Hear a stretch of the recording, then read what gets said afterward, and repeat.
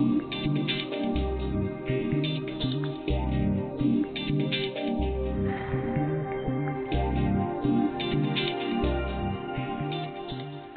everyone, my name is Ivan and today I'm going to be talking about WOW.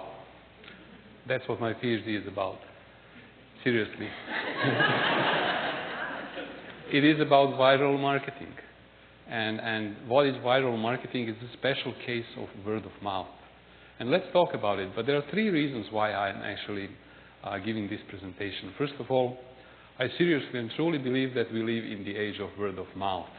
And actually word of mouth, that's how it all started. The whole business started with the most powerful instrument of business, or at least of marketing and promotion, and that's word of mouth.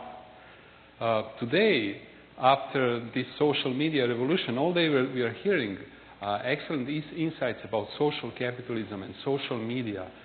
Today, even more than ever, word of marketing, word of mouth is very, very important. What is social media, actually? It is all about word of mouth. So a couple of reasons why I talk about this. We live in the age of WOW. We live in the age of word of mouth. Number two, I've done 4-year research plus about word of mouth phenomena, and I'm thinking it's about time that I try to summarize it in 15, 16, 17 minutes. And it's going to be tough, but I'm going to try. And number three is actually the reason when we actually put WOW into our lives and when we give WOW to other people, did you notice what happens? When you give WOW, when you give positive energy, it comes back, right? When you smile at SafePay and they smile back to you, right? It's always the same. And the trick is to put WOW in your life. Everything's good. It's good. If it's not, you're going to change it. You're going to deal with that. But have that positive WOW attitude. It helps a lot. Can it help businesses? You will see it can in a few moments. So first of all, as we start, Seth Godin again. We saw Seth Godin, one of the leading experts in today's marketing, talk about how's marketing changing and everything. And yet, even though we today have so many sophisticated marketing tools and concepts and everything, this is what it is. The secret to marketing is no secret at all.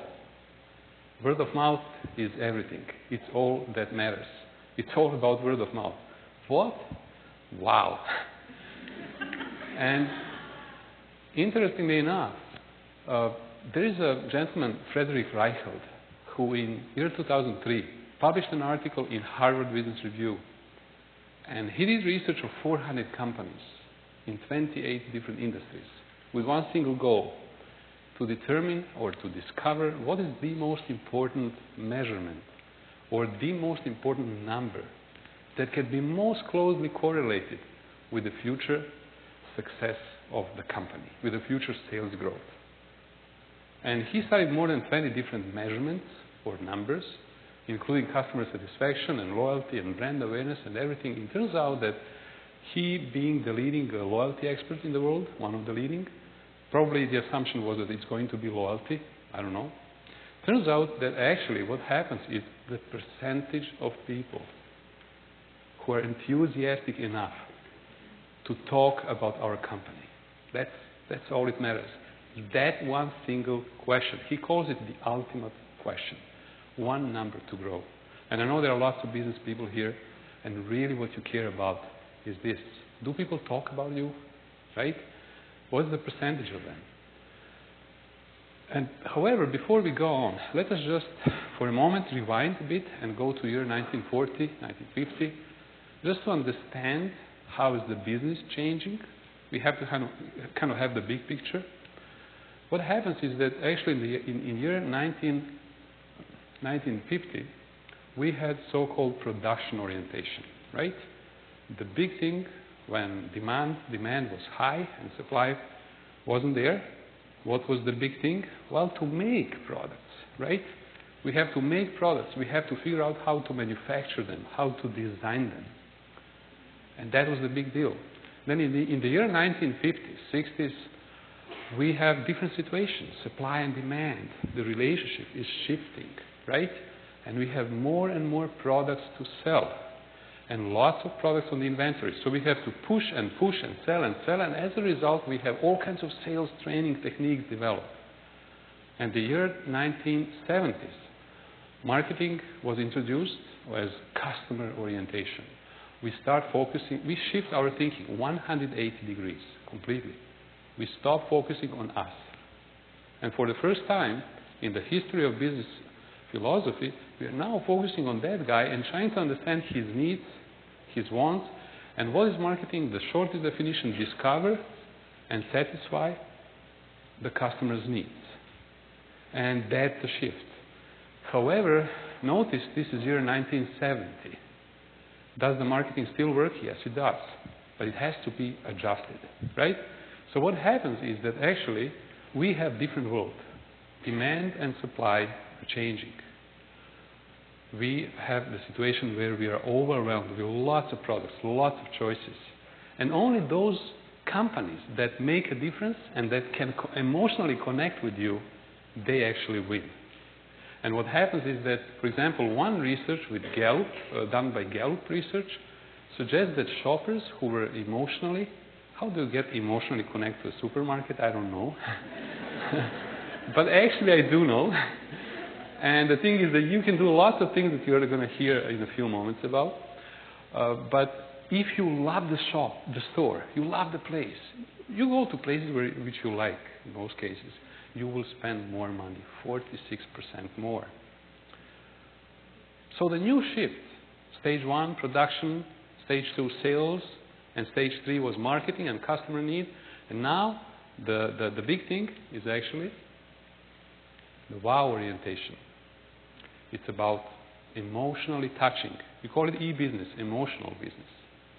We are emotionally touching people. We are creating wow. We are exceeding expectations. We are surprising and delighting people. The problem is, however, to define what is wow. I mean, we can talk about it, right, for hours, but what wows you doesn't wow other people. That's a big problem. And when you do research, you have to quantify things. You can't just say wow. And the thing is that then I started, like, what is humor? Another psychological category, right? When do people laugh? There are lots of theories, but in different situations, you laugh to one, the same situation, the next day you don't laugh, right? Different people react differently. Similarly, what is wow? Fortunately, I read a book about frustration. Maybe I was frustrated at that time by something. It was a long time ago. But one definition of frustrations sticked. And that was, what is frustration? Have you thought of that? The frustration is when you expect this and you get this. And if you get this, that's sort of okay. But if you get lower and less, that's big frustration. So you guess what? What is wow? My theory? Well, when you expect this and you get this. Wow. This is good. I didn't expect that. For example, earlier today, 8:30 in the morning, I get a text message from the TED organizer. They ask me, hey, Ivan, are you good? Good morning. First of all, I like that good morning. And they say, hey, do you need coffee? What kind of coffee do you like? And I'm still at home. I'm thinking, wow, this is really great. Right? And one little act of kindness, by the way, I really love the way TED's organizer and Patricia and everyone is working on this. They are now doing random acts of kindness, which you're going to hear in a few moments. They're surprising people and giving you some gifts. Randomly, though, but still very nice. So that is what wow is. As you can see from this slide, we have actually the red phenomena, obviously, is the frustration. And the wow is obviously when you go over the 100%. The thing is, however, that today you don't have to go that much over expectations. And that's the best news today. You go just little this above expectations. Like, for example, today I received that text message, right? KLM, international airline company, what they do, they surprise and delight people, again, randomly. Random acts of kindness. They surprise people at the airports throughout the world. Their passengers who are waiting to connect, and they give them special gifts. Not everyone. Random acts of kindness. So sometimes you go just that little. Have you noticed that? One little thing makes your day. And that's why I created that kind of theory, that 10%, just going 10% over expectations, is going to make you 3 times more likely, make your customers 3 times more likely to recommend you. Do you believe in that? Is it overstatement? Maybe.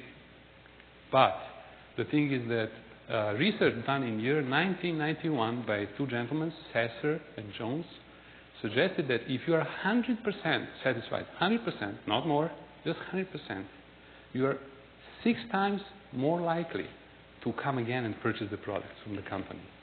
You're 100%, 6 times more likely. This is a different area. This is not loyalty. This is growing the business through recommendations and WOW, suggesting that you are 3 times, at least 3 times, that's something that I'm working on, at least 3 times more likely to recommend the company. And if you go back to Friedrich Reichel's theory, you see the best news is you go just 1, 2, 10% over expectations, and you're in business. You have the future, according to Friedrich Reichel, because you see that 300% growth means that, hey, you have the future. And does it really pay? Does the WOW really pay? There are lots of research now that suggests that it does. For example, one very pilot, very basic research that I did by studying 17 companies from the Fortune's world's most admired companies. I selected 17 that meet my 5 criteria of WOW, and turns out that actually those who were selected in year 2008, not only in 2008, but also in 2009 and 10, were much more profitable than companies who are average Fortune 500 companies. And not only that, there is one book titled Firms of Endearment that suggests that those loved companies, they studied 28 companies, those loved companies actually, do you think, spend more or less on marketing? Like, for example, Starbucks. They spend more or less on marketing. They do spend less, which is paradox. We are spending less on marketing, and yet we are having powerful marketing, right? And powerful image. This is actually the way I suggest to measure WOW IQ, because what gets measured gets done, and we all know that if we can measure things, we can manage things. It does look a bit kind of too academic, but it's very simple. What you do, someone, I think it was Peter, who earlier today was presenting about customers and employee, and actually I couldn't agree more.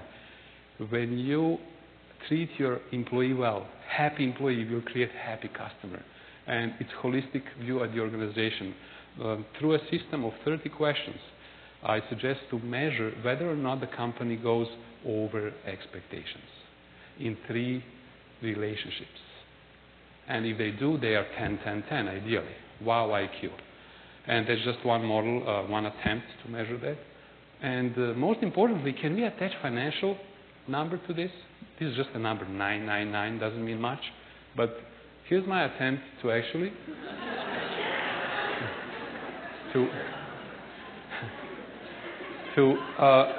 I didn't design this to be a moment of laugh, but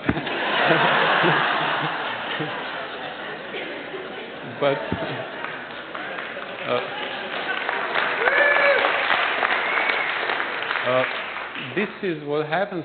This is word of mouth equity. In other words, you came here at Capilano University, and you came here to TED because why? Did you see the TV advertisement on TV? Probably not. It's word of mouth. My question: what is the financial equivalent? What is the financial value of positive conversations? Can we attach some number? How do we do that? Well, actually, number of customers, right, times word of mouth factor, and times customer lifetime value. More details on my blog. And if you do visit my blog, did I say that we need to exceed expectations? Maybe you didn't expect that, but you will get a free book. Anyone participating in TED will get a free ebook from mine. Which is actually, the next question is, okay, we just determined that yes, we can measure WOW, hopefully, right? We can measure word of mouth. Can we manage it? The answer is yes. The reason people are not writing or teaching word of mouth is because on a subconscious level we think it's word of mouth. I can't do anything about it, right? The thing is that you can do a lot. You can update your mission statement to reflect WOW idea of exceeding expectations, and you can do lots of other things like designing a WOW credo or WOW policies, or measuring WOW, and of course like KLM, doing random acts of kindness. But finally, what we in marketing often forget, and actually I should speak in the first person, we too much focus on the tools and techniques and all kinds of concepts, marketing, lots of different concepts and tools and ideas, and we forget the basics. And every single good word of marketing program starts with a good, solid foundation. And what is a good and solid foundation? We all know. It's applying the golden rule. It's treating that customer the way we would like to be treated. It's treating and caring about our neighbor and serving our neighbor. And with those words, I'd like to thank you very much.